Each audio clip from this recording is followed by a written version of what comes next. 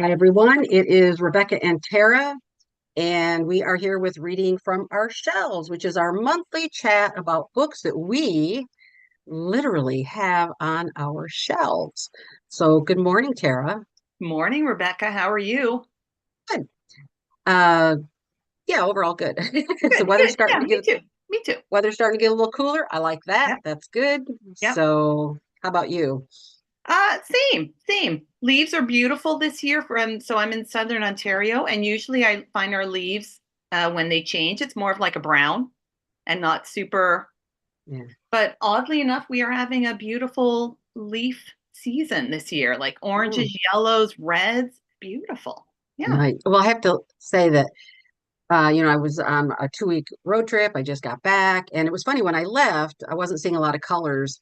And then when I came back, man, I'm telling you, Southern Illinois, Indiana, got into Michigan, everything had just popped within those 2 weeks. So Yeah. it was really great. And then the tree that we planted on behalf of my dad who passed, is it's called like a red glazed maple or something. And it's small, but the leaves were red. So my sister does not watch my videos, so I can say this, but I took a leaf and I mailed it to her. So that way she can see Okay. a red leaf from my dad's tree because she's in Washington Beautiful. State. So yeah, that's kind of fun. Beautiful idea. Yeah, she hasn't gotten it yet. Hopefully it's still a little bit red by the time it gets there. So we'll see. So okay. So do you want to talk about what you are currently reading? Sure. This is a reread for me. It's a reread, but it's also part of my Helen Humphreys project. So it is the first Oh, Helen Humphreys book that I've ever read, and it is The Frozen Thames. And it is a short story. It is very short. Like you can see, it's oh small. yeah. So it's a collection of short stories, almost like a microfiction. They're that short because each page is so small. There's Mhm. some beautiful illustrations. I'm going to see if I can find a good one. There you go. So it's a collection Right. of historical short stories. Each story is based on a time when the Thames River froze over. So it's like very cool. And um, it's fiction, but based on obviously like it's historical, based on something that actually happened, and they are beautiful. She's so good. She's so good. I Yeah. love her. And it's Now, just what beautiful. what prompted you to reread that? Just because you're doing all of her books or doing Yeah. her, And this yeah. one is from like 2007, 2008. I can't remember exactly. So it's been a long time. Oh my God, almost 20 years since I've read it.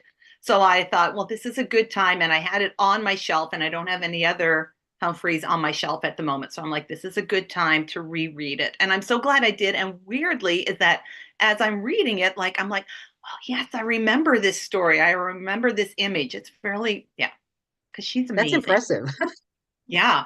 I that's all to her writing. It's just to the writing. It's That's yeah. so good. Yeah, I'm impressed. I don't know that I could remember quite that way 20 years later, but that's actually really good. So, well, it's funny because I am reading a book from that was a movie that I saw, and I didn't even realize it was 45 years ago. My gosh. Wow. It's called My Brilliant Career. I don't it's on my e-reader, so I'm not gonna show Okay. it because I didn't turn it on, but uh it is My Brilliant Career, written by Miles Franklin, who is a woman, and she had like a bunch of names, and like Miles Franklin was sort of like the last part of her name. And it's set in Australia. It was published in 1901, so it's part of my classic women Hmm. authors that I'm reading this year.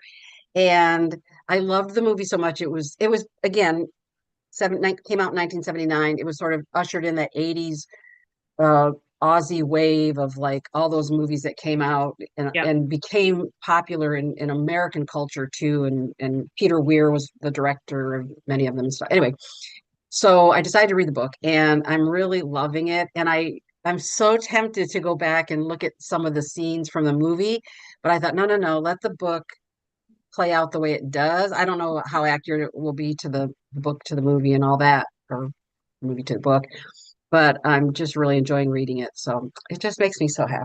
So Well, I'm maybe loving you it. could like do a full circle and revisit the movie once you're finished the book. I really think I would because it's Judy Davis and Okay. Sam Neill were the two main characters in the Oh, movie. I know.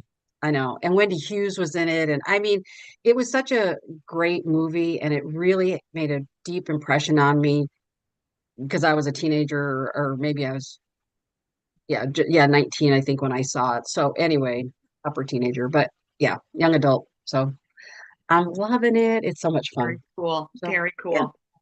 Okay. Yeah. So do you have something else to talk about besides the books from your shelf or no? I Okay. don't think so. If I do, it's gone. It's gone.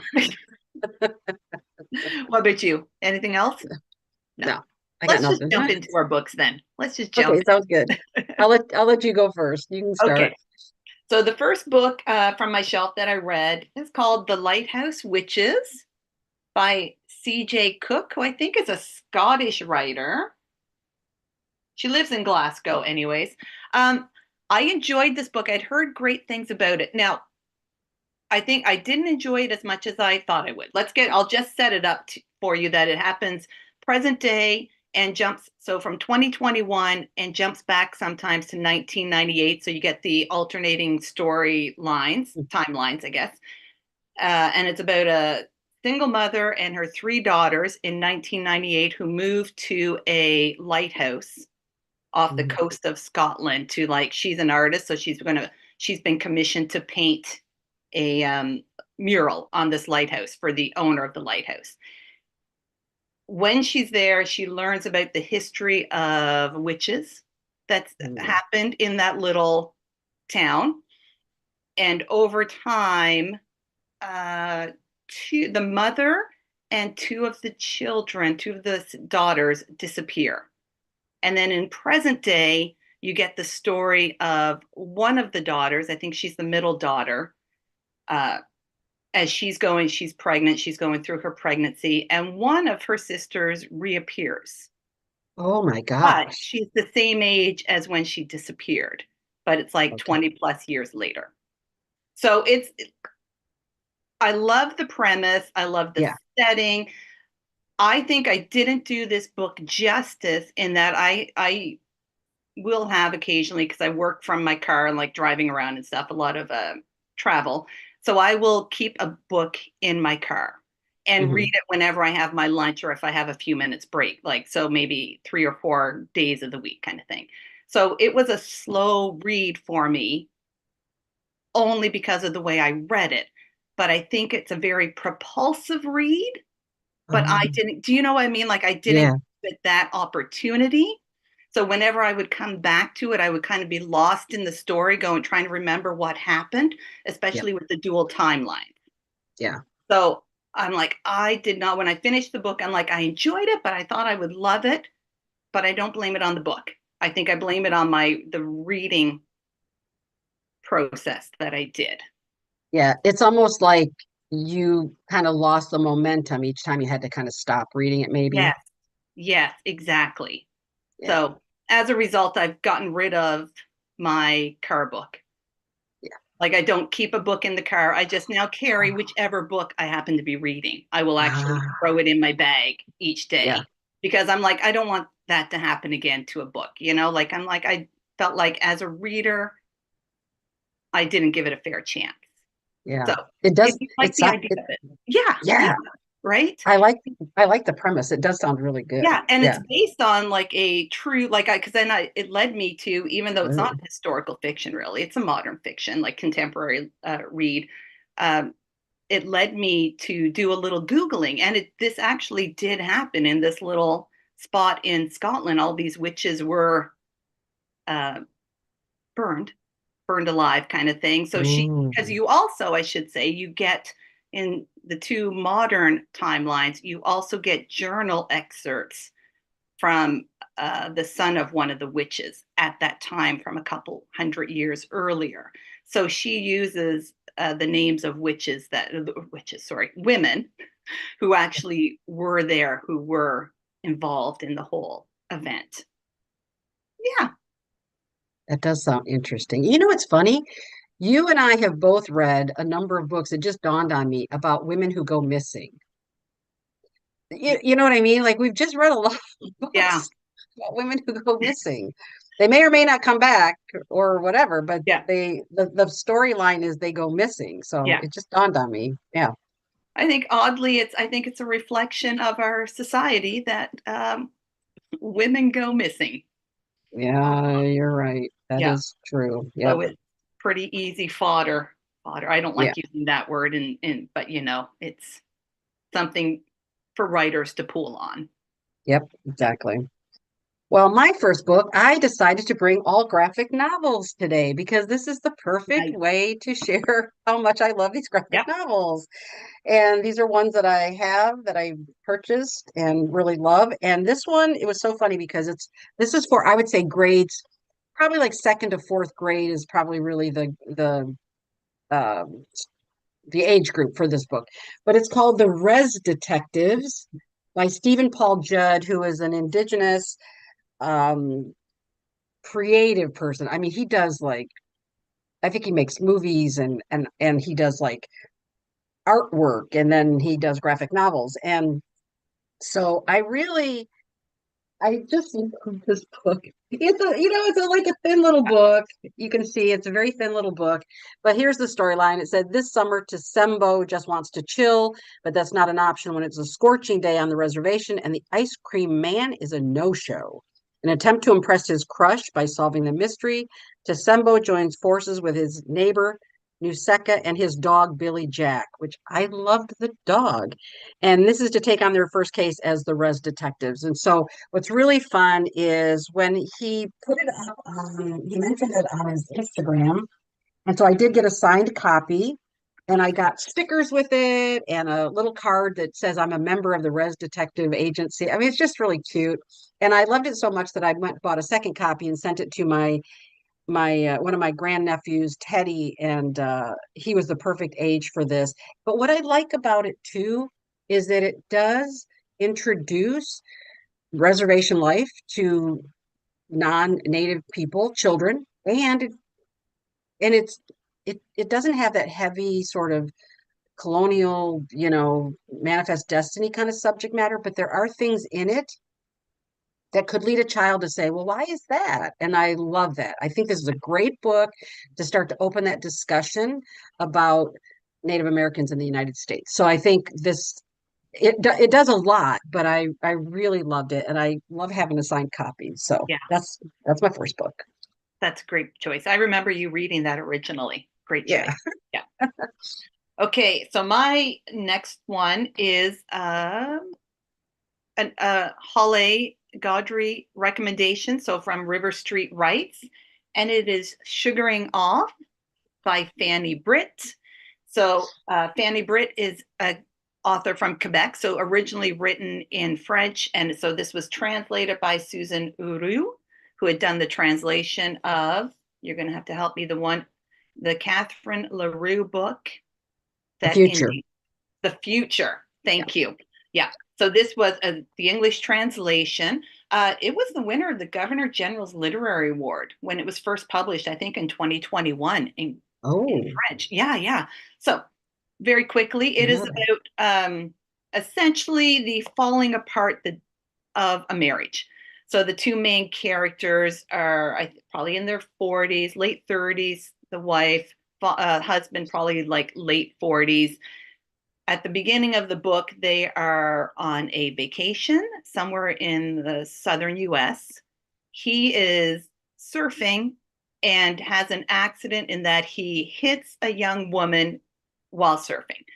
Uh, they then go home, and you see this incident seems to be the what really starts the falling apart of their relationship, of their marriage. So you're essentially, the whole book, you're watching their marriage fall apart.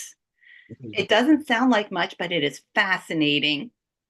And I think I'd mentioned this too, because I brought this book on just one of our regular like audio podcasts, that you find out about the accident right from the beginning and throughout the whole book, which I was fascinated by, but I also wanted to know the story of the young woman who was hit by, because she was just standing on the shore with a child at the time that she got hit by essentially an adult man on a surfboard coming right at her.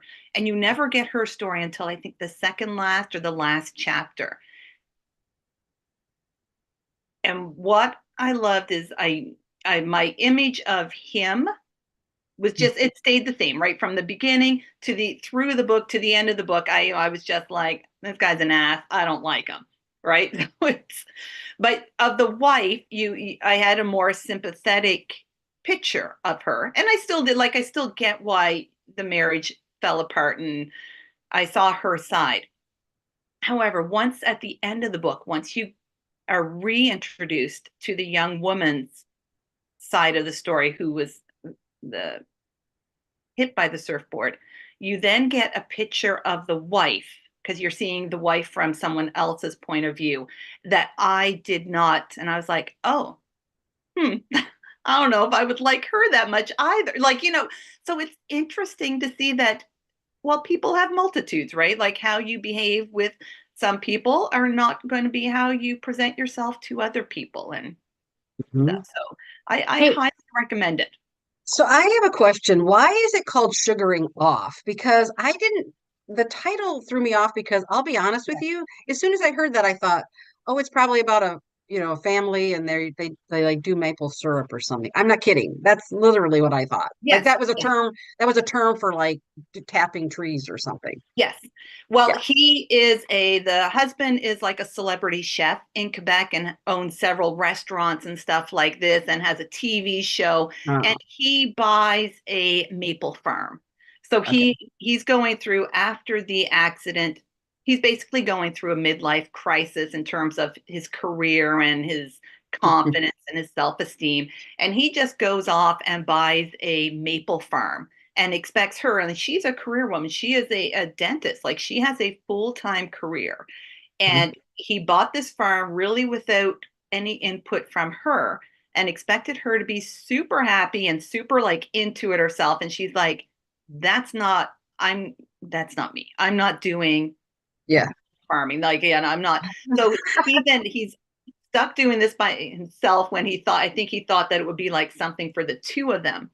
And Yeah. also, so he bought this farm from a family who had run it for generations, but their father was, I think it was like the son was mostly in charge, like an older gentleman himself, and he had two sisters, and their father was dying. So they had come to terms with that it was best for the family to sell the farm, get that little influx of money, and spend the last bit of time with the father. But they said, we'll sell it, but we'll still be here to help you through like your first season of sugaring off and stuff like this. So which they did. But I think this guy, and I can't remember his name. Oh, Adam, the husband, he really expected, what he didn't get from his family, he wanted from this family. Mhm. Right? Like that whole, like, he wanted to be welcomed into their family and for them to always be there helping him. And they did for a bit. And then they were finally like, go. Like, like, figure it out. Our father has just passed. We are not going to help. Like, we're not going to celebrate your first sugaring off season because our father has just passed. That's not a Oh, huge spoiler. But, so I think yeah. he was expecting more a celebration of him from doing this sugaring this maple farm, and he didn't get it. Or he wanted free labor, free support because he didn't get it from his wife. Yes. But I was right. Sugaring off is a term then for maple syrup. Yeah. So I was kind of Yeah. right. And there's I love probably it. more to this title. Mhm. If I were to read it again, I think I'd be looking more into it, and maybe if I understood the little term a little more, that maybe there's some more Yeah. nuance to it in the translation that I'm missing too. But Yeah. yeah, thank you for asking that, That's because that was interesting. a huge part of the crumbling of the marriage. And it's funny too, because I think I do that a lot. I don't pay attention to titles sometimes, and then I don't understand how much the title is a part of the story, and I totally blow right by it. Yeah. Me So too. Me too. Good point, because I do that all the time. so maybe that's something I have to like each time I have to really pay attention, make sure that that's something I really Yeah. pay attention to. So Maybe I revisit the title after I'm finished the book. I don't know. I usually, Yeah. like I think I usually use the title more as a way of telling someone what I've read Yeah. instead of actually thinking about it as part of the book. Yeah. Hmm. Yeah, because something like the Res Detectives is pretty clear to a kid's a Yeah. book. Yeah. It tells you what it is. But then sometimes titles, I don't go back. So I'm going to start doing that. So Yeah. Me let's too. see if we can both do that, pay attention more and see if we get something out of that. Yeah. Maybe not, but you never know. Okay. So my next book is, and this one I got from the publisher, which was, oh geez, High Water Press, which I love. I get a lot of books from High Water Press and I love them. And this is a girl called Echo, and it is Katherena Vermette. It is her one of her books, and it's a graphic novel. It was I think it says omnibus, and I think it was three different books, but they published it all together in one. And so I just really wanted it. And basically, let me tell you what it's about. And I'm not going to probably pronounce this correctly, but it says here, Métis teenager Echo Desjardins is struggling to adjust to a new school and a new home. When an ordinary history class turns extraordinary, Echo is pulled into a time-traveling adventure. Follow Echo as she experiences pivotal events from Métis history and imagines what the future might hold. And then it shows the three titles. Yeah, there were actually four titles in the series. So, I mean, but anyway, yeah. So here's an example of modern day. This is kind of her, in school and, well, actually, it's a mix of both. There's the history on this side, and then the classroom stuff. And then this is kind of going back in time. Let me make sure. And Mhm. again, I just think High Water Press does the most amazing job. All of their graphic novels that I've read are amazing because the color, I mean, I know color graphic novels are expensive. Yeah. And so they put every bit of money into developing these things and making them so beautiful. And I just wanted to show you, there's also after each book at the end, there's like a section that kind of gives you the history of what's going on as well. So I learned a lot, and this is really about Manitoba and Saskatchewan, the Métis history there. And I just think one of the reasons I wanted to bring it up too is if you have a graphic novel reader, a kid who likes history, not even a kid, a person who really likes history, holidays are coming up. So if you're looking for gift ideas, it is just a beautiful addition. Highly recommend. And again, High Water Press just does a phenomenal job with their graphic novels. I think even if you don't choose this one, go to their website and look because they have just, again, the quality of their illustrations, the color, because I know the more colors you use, the more expensive it is. But High Water Press is killing it. So highly recommend. Yeah. I So, haven't and read I'm that not, on my and I list. should say, and I'm not just saying that because I get free copies to review for them. I am a huge supporter of the work they do. And I mean, the work that they are publishing, it's phenomenal. So, Mhm. Yeah. Well, I think the Little Moons was from them too, right? yeah, I thought that was so beautiful. Yeah. Yeah. Yeah. Anyway, that's another great example. Yeah. Yeah. Okay, Okay. so this one is digital. I'm going to bring up the cover though, maybe. Um, Spooky Halloween, a scary Halloween book. We used to live here by Marcus Kliewer. It's so good. It's just a really good, scary book. Uh, Essentially, a young couple, Charlie and Eve, have moved into a new home. Well, it's their new home, but it's an old house. Rebecca's shaking her head because I've brought this one recently to the podcast too. And they are flipping it. So it's an old house, but they're renovating and they may flip it and stuff like this. And one night when Eve is home alone, knock comes on the door. She opens the door and there's a family of five, husband, wife, and three children. The husband says to her, I grew up in this home. Can I bring the children? Can I bring my family in to show them around? Eve wants to say no, but she says yes. She lets them in and it spirals from there.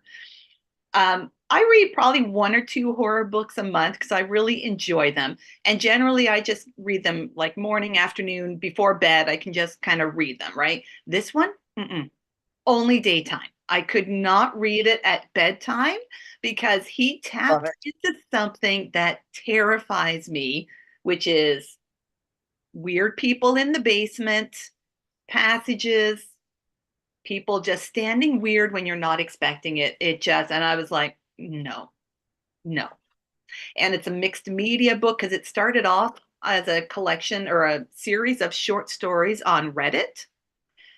So it's a lot of mixed media, like blog entries and uh, Reddit entries and stuff mixed in with the actual, like a more traditional narrative of Eve and Charlie, all about this house, this area.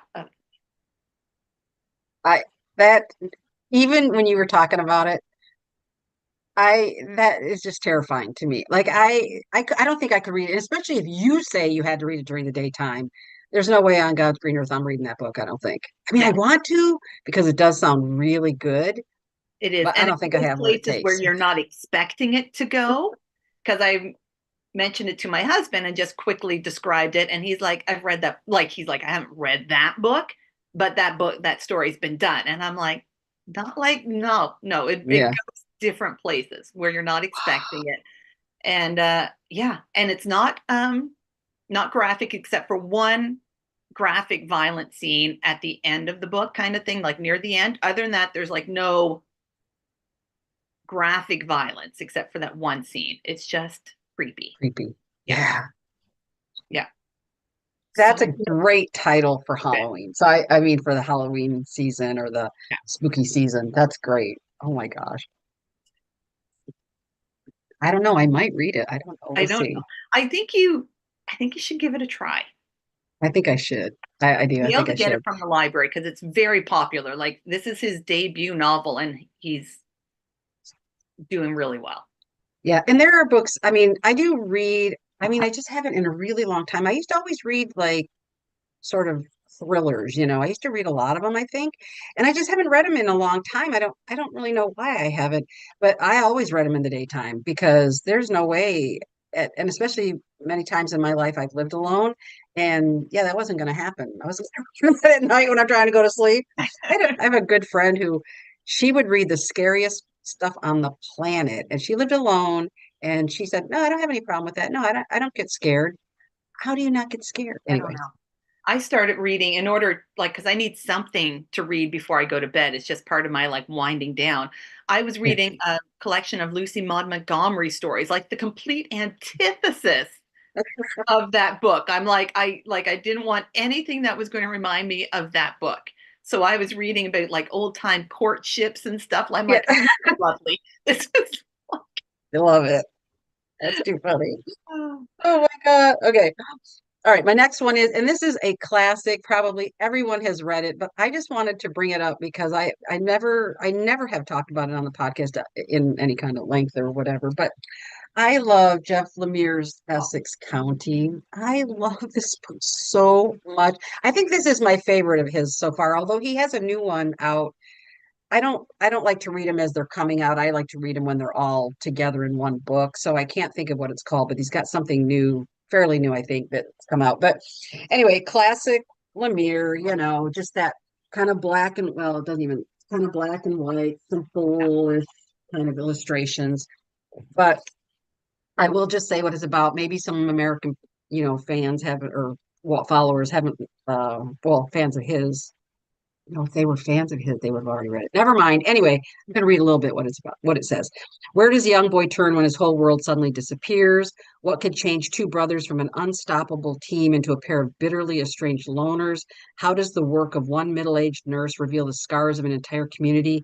And can anything heal the wounds caused by a century of loss and regret? And this is about, Essex County, and it's kind of a rural farming area. And it's just this beautiful telling of people's lives that aren't going to be big, flashy kind of people. And they're just sort of eking out their, existence in this community, this rural community. And it is a TV series. They did shoot it, I think, a year ago or 2 years ago, and I forgot that it was on, and I missed the first episode, and I I want to go back. I'd love to watch it. And I think they stayed pretty true to the story in the TV show. Did you ever watch it? No, no. Yeah. And they did, I thought they did a really, really nice job. Like it gave you what they did really well in the TV series was mini series was that that mood of just kind of a slower paced rural life. I think they nailed that. And I do think the story stayed pretty close. But again, I missed the first episode, so I missed like the critical, you know, laying out of the storyline for the TV show. But I do want to go back and watch it at some point because I do think I think his work is incredible.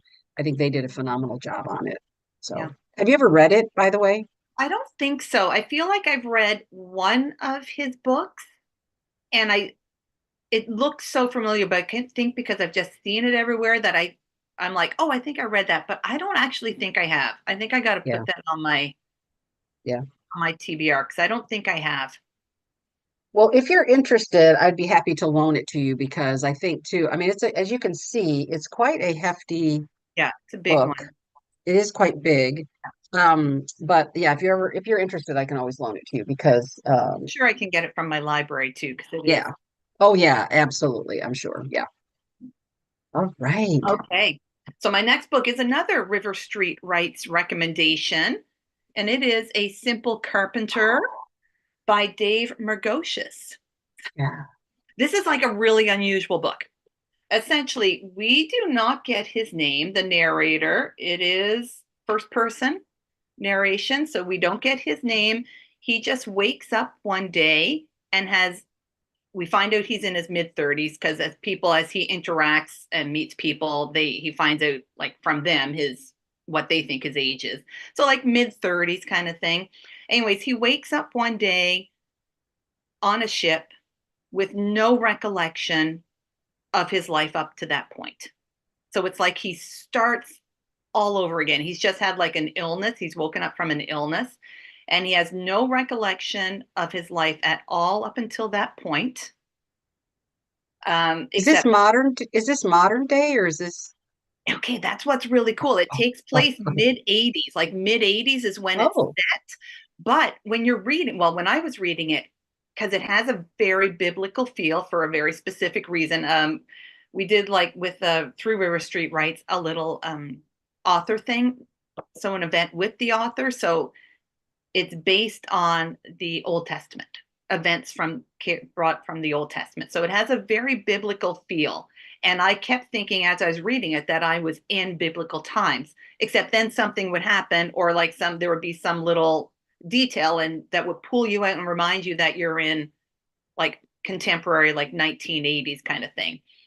Um, so yeah, has a very biblical feeling for a very obvious reason kind of thing.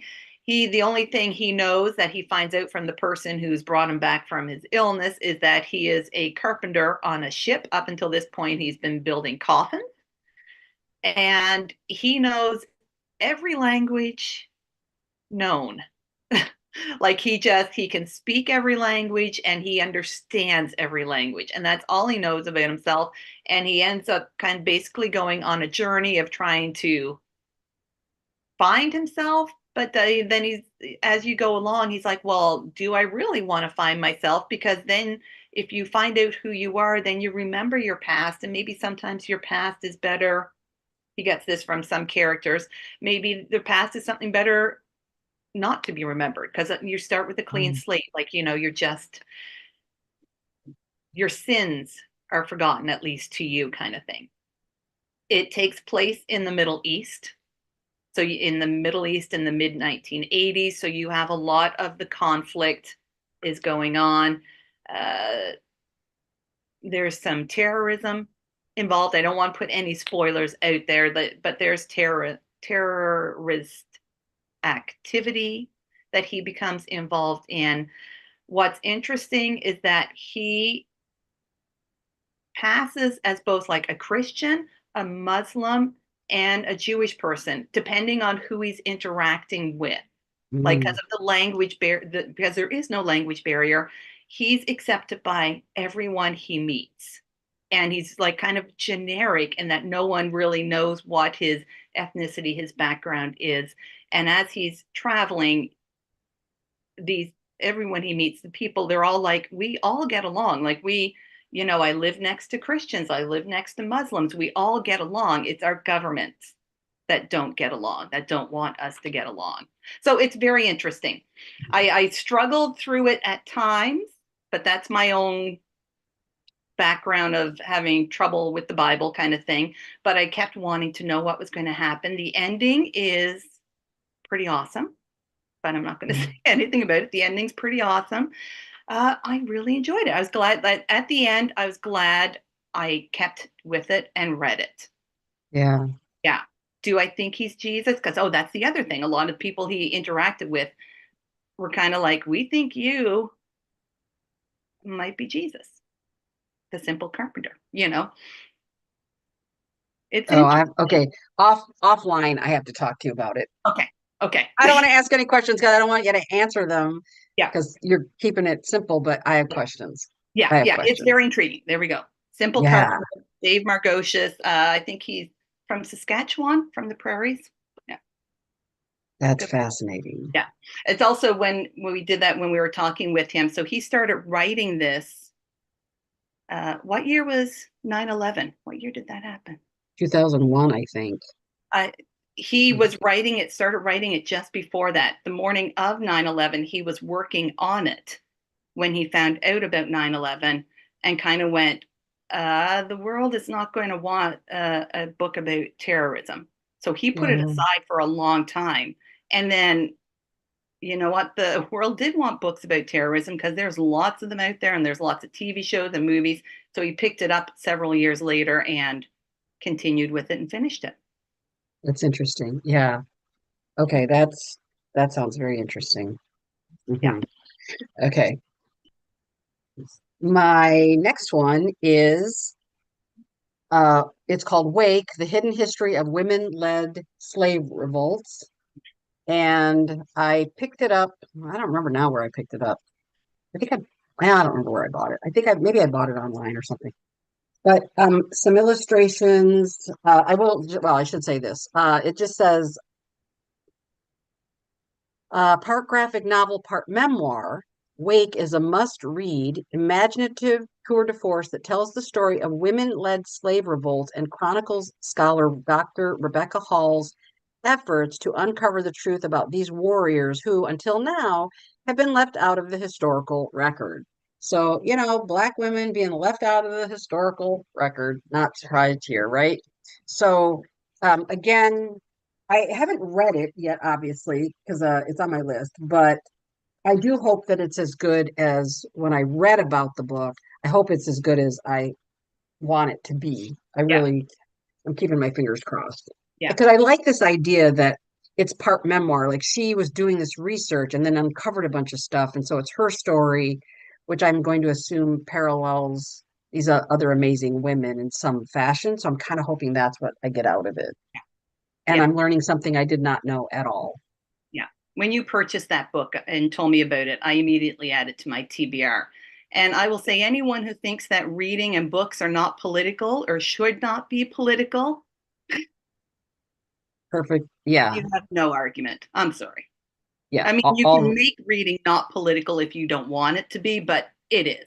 Books are. But you know what's interesting? Somebody, and I don't remember who it was, maybe it was something that you had on your account first, but somebody posted something about, and I think I shared it on my stories, but how all reading is political. And even if you say, I don't want to have political reading, you're making a political statement by not reading political books. And I thought, I hadn't thought about it that way, but that's true as well.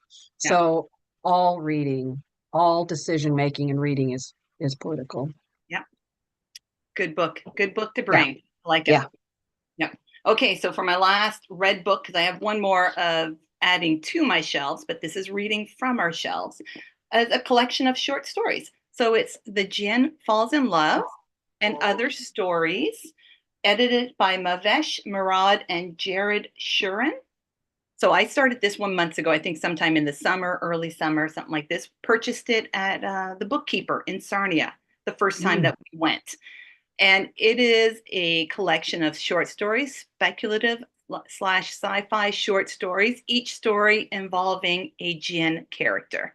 It's just a really fun collection. Also, I say fun, but speculative fiction being what it is, there's always, or usually, most of the time, some kind of issue that's being addressed. And it's also a very diverse collection of authors from different parts of the world, many of whom I did not know and had not read. So I love that because they have little author biographies at the end. So I was introduced to a whole bunch of like new authors, and I just super enjoyed it. I didn't start my short story journey over the Yeah. last few months, but I've been trying to work in one short story a week, like my short story Sunday. But that's exploded, and whenever I have a day that I have a little extra reading time, I try and squeeze in a short story from the collections I have. Okay, two things. First, I did not know you were doing Short Story Sunday. That's a great idea. I love that. Yeah, just started That, like on my own a couple of months ago. I was like, I yeah, think I can do short story Sunday. Yeah, I but might have to start I might steal that and keep do do it it. as well. Because I'm sure I I have, stole it yeah, from. because I have books from Garnet Kilburg Cohen, her short story collection that I love so much, and I bought her other books. Yeah, And they're little thin novels, I mean, little thin books, but I thought, oh, that'd be a perfect, I could knock those out. Yeah, that'd be cool. yeah. So that's cool. Second, can you explain, because I actually don't know exactly what it means. I've read books with characters, but what is a djinn? What Oh, is that? so I think Djinn is the proper term for what we grew up as the genie, like a genie in a bottle Oh, kind okay. of thing. So it's a fantastic character who grants wishes, Okay. essentially. But that's like essentially what it is, but it's at times so much more. And yeah. Yeah. Because I read a series, which I don't remember now who the author is or what the series was called, but they had a Jin character, and so I kind of had that sense of what it was. But that was the first time I'd ever encountered one in a story Mhm. because I just didn't. So, because I don't really, I've never really read those kind of books. But well, speaking of wishes, granting wishes, I love this book. I do Oh, not know how to pronounce it, if it's Shubeik, Lubeik. I'm not really sure, but by Deena Mohamed. yeah. And it is, here's what it says. Um, It says Shubeik Lubeik, a fairy tale rhyme that means your wish is my command in Arabic, is the story of three people who are navigating a world where wishes are literally for sale. Mired as they are in bureaucracy and the familiar prejudices of our world, the wishes that are more expensive are more likely to work as intended. And so, one of the cool things about this book is you see at the very beginning, it says it is read right to left. And it Oh, was hilarious because this is the to us, this is the back of the book, yeah, and to us, it is the front of the book, right? yeah, So when I got it, I was like, what? And I started looking at it and I'm opening it up, going like, and then right off at the beginning, it does say on this back side as well, oh, you yeah, have to read it right to left. So I was like, okay. So I yeah. go back. Now, what's interesting about this is it's a mix of, and I think Deena Mohamed did yeah, I think she did the illustrations as well as the text, the story. And as you can see, it's black and white, nice looking book. And then it also does include, whoops, let me pull my pad here. It does also include some color illustration as well. And I Beautiful. was kind of bummed. It's such a huge book. You can Yeah. see it's quite large. It's kind of like Essex County, actually. I was kind of thinking, like, I wish they could have afforded to do the whole thing in color because I really loved the essence that you sort of get of another culture, another country. It's set in Cairo, and I would have loved to have just had that color in there, just to because every time I came across the color sections, I just really love those even more. But basically, it's about you read this, right? No, You not yet. didn't? Okay. The first time, Yeah. a couple of years. I feel like it's been a while since you first told me about this book. I've been Yeah. on my list, and then I've heard other people mention this book. Like I really have to get on it and read it. Yeah. So what's really fascinating is it's like the description mentions about the bureaucracy. So you can buy there are first class wishes, second and third class wishes, and a third class wish is cheap. And a lot of people, low income people, buy the cheap ones because that's all they can afford. But when they get a wish, it often is a wonky wish. So there's an example right at the beginning of the book where a woman goes in and buys a third class wish, and she says she wants to lose weight, and then her arms and legs fall off. So you have to be really careful about how you say what you want because it is literal. It's going to give you your wish. Yeah. And what's fascinating is in the story, and there are different characters. There are three main characters, and the really expensive wishes. I mean, they're like really expensive. They're locked up in a case and everything.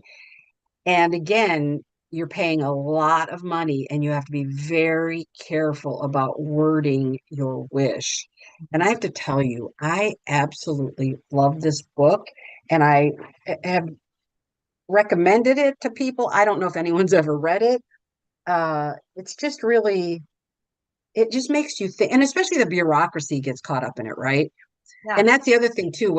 I think it's when you buy the wish, it is your wish. You can't just hand your wish off to somebody else. So there's like this whole layer. Obviously, there's all these layers to the story of what it's representing. And that if you want to read it just as a simple, hey, they get their wish or they don't get their wish, uh, or you see all those layers to it, it's just a really compelling read. So I highly recommend it. And I think I think I had a gift card or something. I went in Barnes and Noble and just picked it off the shelf. I'm like, this looks interesting. Not really sure how I found it, but Very cool. highly recommend it. Yeah. Yeah. Yeah. I love that our last two unintentionally had that like little link. Connection. Very cool. Very Yeah. cool. I have one book left. How about you? Or is That's it. I'm done. that's it? That's my last Okay. one. So Yeah. my last one is an adding to my shelf because Rebecca and she does a much better job of reading from her shelf and getting through her physical TBR than I do. Just because I use I especially got waylaid by the library this Yeah. past month. However, I only bought one book this month, so I'm taking that as a win as well. And I went to a book event, an author event at my local library, and I bought Invisible Prisons. Lisa Moore, the Newfoundland writer, Lisa Moore's new book with Jack Whalen. And it is a nonfiction book. I've only read a few of her books and they've all been fiction. So this is nonfiction. And it is Jack's story of being in basically a reform school in the 70s in Newfoundland. And I think he's now in his 60s. Yeah, because I think he's about 10 years older than I am. Um, and his fight and his family's fight for legislation to be changed so that such schools and the provincial governments can be held responsible so many decades later for the treatment and the abuse that these young adults, these children, suffered while they were held.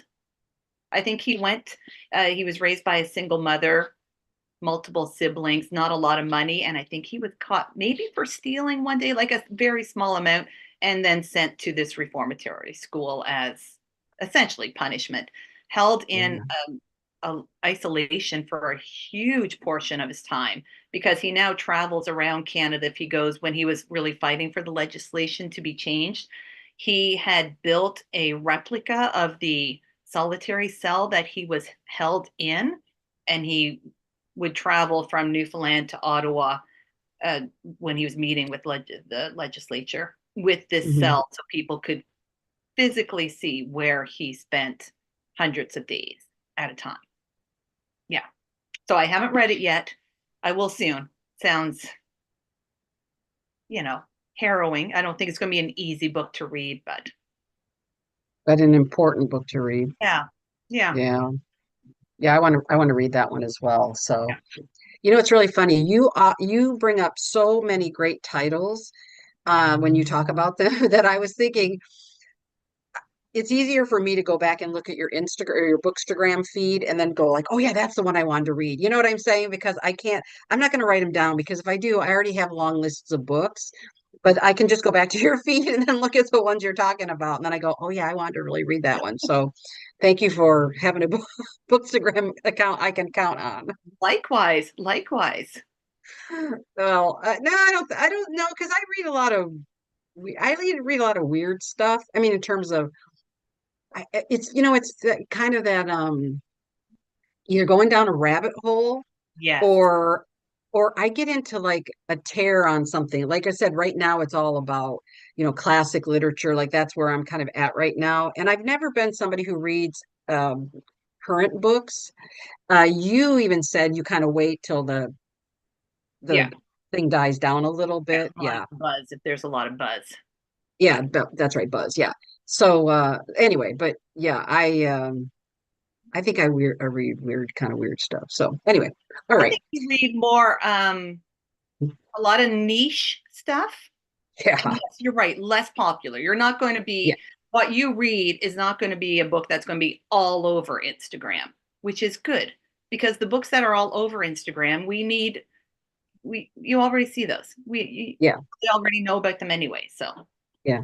Yeah, because I'm kind of guilty of that. I don't even see movies that everybody's seen, honestly. I just don't do that. I don't know what it is. I'm weird that way. But I have to tell you, when I was with my family in Kansas a few weeks ago, they said we're going to go to the movies, and they have two young boys, 6 and 9, and we went to see Wild Robot.